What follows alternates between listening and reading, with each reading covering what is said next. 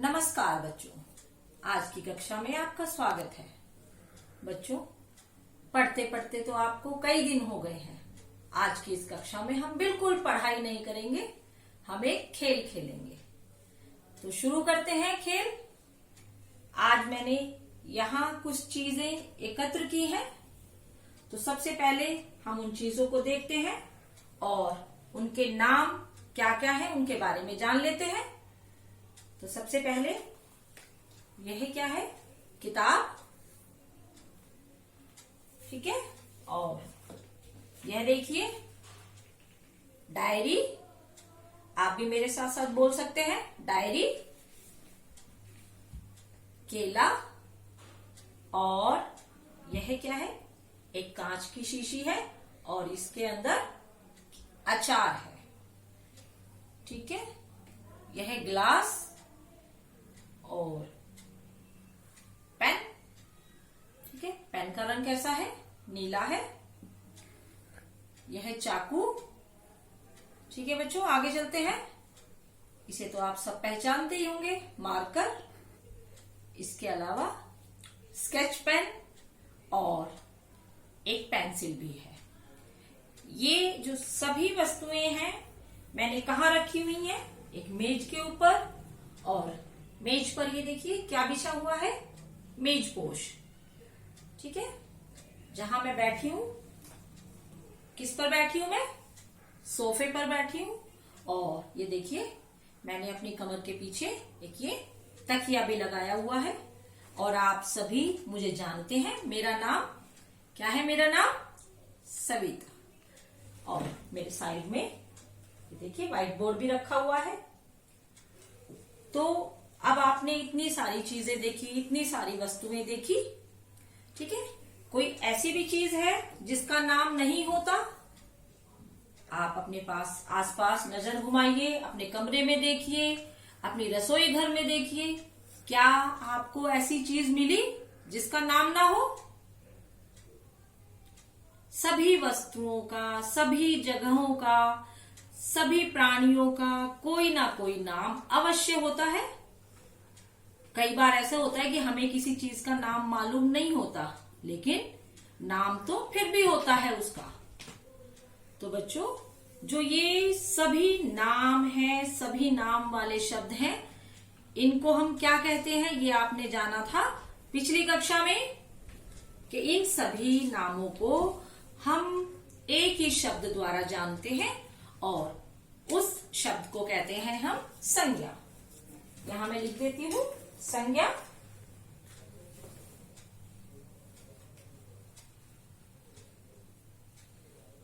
ठीक है। संज्ञा अर्थात नाम, यानी कि ये जितनी भी वस्तुएं हैं जिनके नाम अभी हमने देखे, सबकी पहचान की, सब क्या है? ये संज्ञा है। आप अपने आसपास देखिए, आपकी मम्मी है घर में, पापा हैं, दादा दादी, भाई बहन, सबके कोई ना कोई नाम है। इसी प्रकार यदि आप अपने ड्राइंग रूम में जाएंगे, वहां भी आप अनेकों चीज देखेंगे।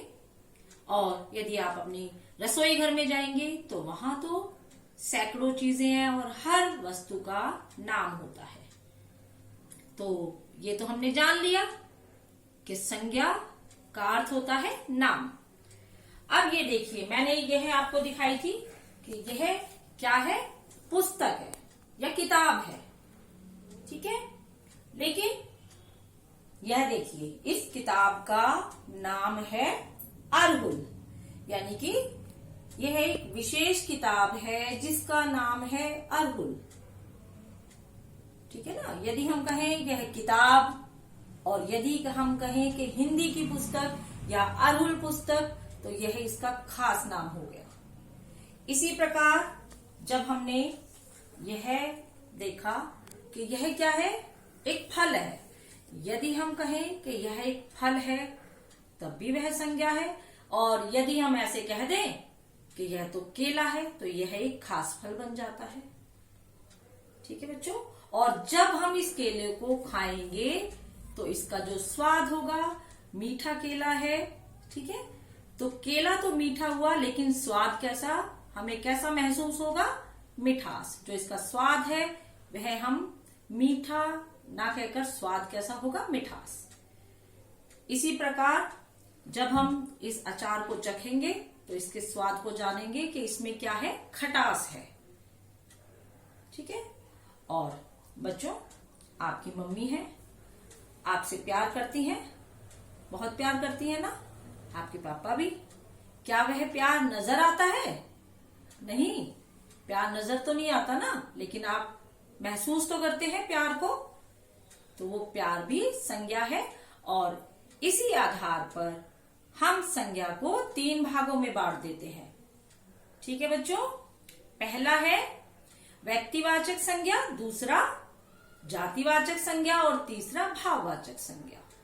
तो व्यक्तिवाचक संज्ञा में क्या होता है, किसी भी वस्तु का, किसी जगह का या किसी भी प्राणी का कोई खास नाम होता है। जैसे मैंने कहा, मेरा नाम सविता और आपका नाम वंशिका है, शौर्य है। ठीक है ना। तो किसी का भी जो नाम है खास, वह क्या हो गया, जातिवाचक संज्ञा। अब इसमें केवल व्यक्तियों के नाम ही नहीं आते, इसमें किसी खास जगह का नाम भी आ जाता है। जैसे हम कहाँ रहते हैं, सोनीपत में, तो सोनीपत क्या हुआ जी, व्यक्तिवाचक संज्ञा। यदि जो हमारा विद्यालय है उसका नाम है ऋषिकुल विद्यापीठ, तो वह भी व्यक्तिवाचक संज्ञा हो गया।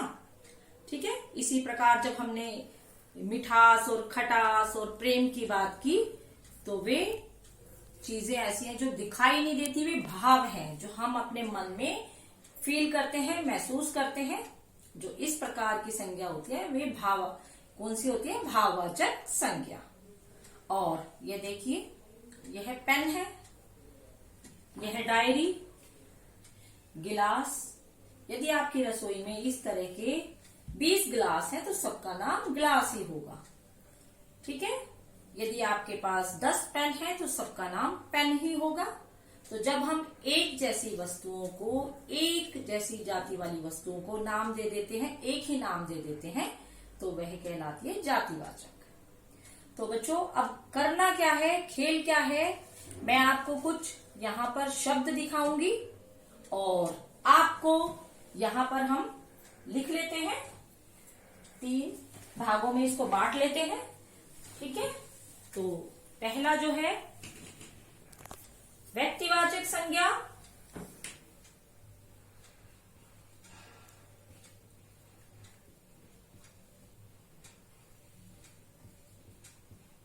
और दूसरा मैंने बताया था जातिवाचक संज्ञा,